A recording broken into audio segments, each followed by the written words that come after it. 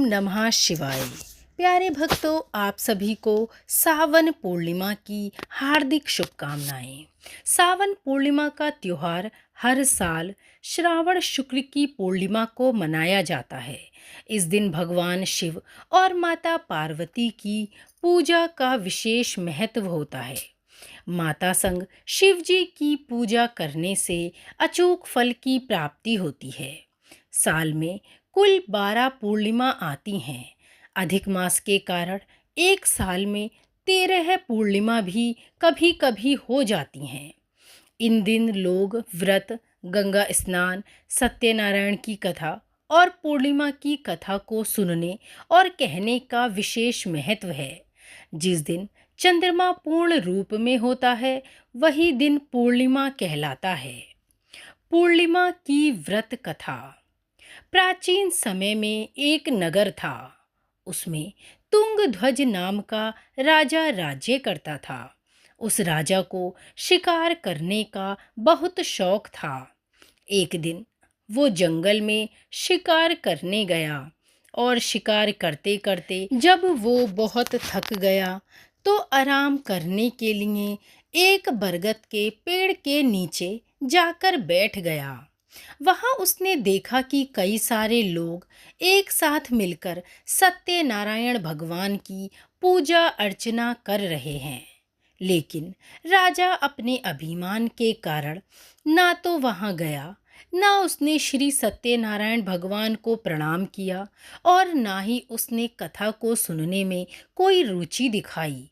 ना ही उसने बाद में सत्यनारायण भगवान का प्रसाद ग्रहण किया और इस तरह फिर वो बाद में अपने नगर को लौट आया। नगर में आकर राजा ने देखा कि दूसरे राज्य के राजा ने उसके राज्य पर हमला कर दिया है और बुरी तरह उसके राज्य को परास्त कर कर अस्त ध्वस्त कर दिया। राज्य का ऐसा हालत देखकर राजा तुरंत ही समझ गया। उसे समझने में एक क्षण भी नहीं लगा। वह समझ गया कि सत्यनारायण भगवान और उनके प्रसाद, उनकी कथा और पूजा का निरादर करने के कारण ही राजा के साथ ऐसा हुआ है।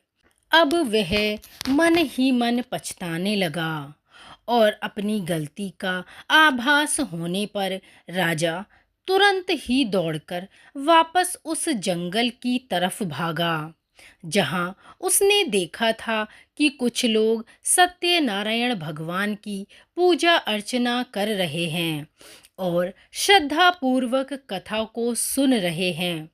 वहां पहुंचकर राजा ने अपनी भूल के लिए सत्यनारायण भगवान और उन लोगों से माफ़ी मांगी और साथ ही श्रद्धापूर्वक सत्यनारायण भगवान की कथा का प्रसाद भी मांगा।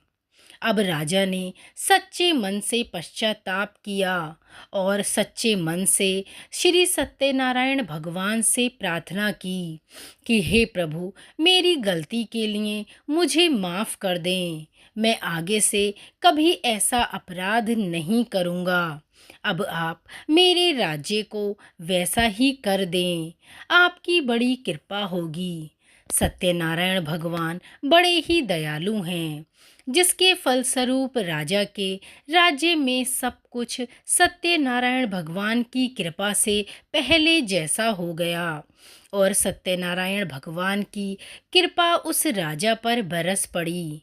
फिर राजा भगवान सत्यनारायण की आराधना करने लगा और भगवान सत्यनारायण की कृपा और आशीर्वाद से ही राजा ने लंबे समय तक अपने राज्य को संभाला। ऐसे ही जो व्यक्ति सावन पूर्णिमा की कथा को पढ़ता है, सुनता है या फिर सुनाता है, उसकी सभी मनोकामनाएं भगवान की कृपा से पूर्ण होती हैं। पुराणों में ऐसा वर्णित है कि इस कथा को सुनने, सुनाने और पढ़ने से वाजपेय यज्ञ का फल भी प्राप्त होता है। बोलिए श्री सत्यनारायण भगवान की जय।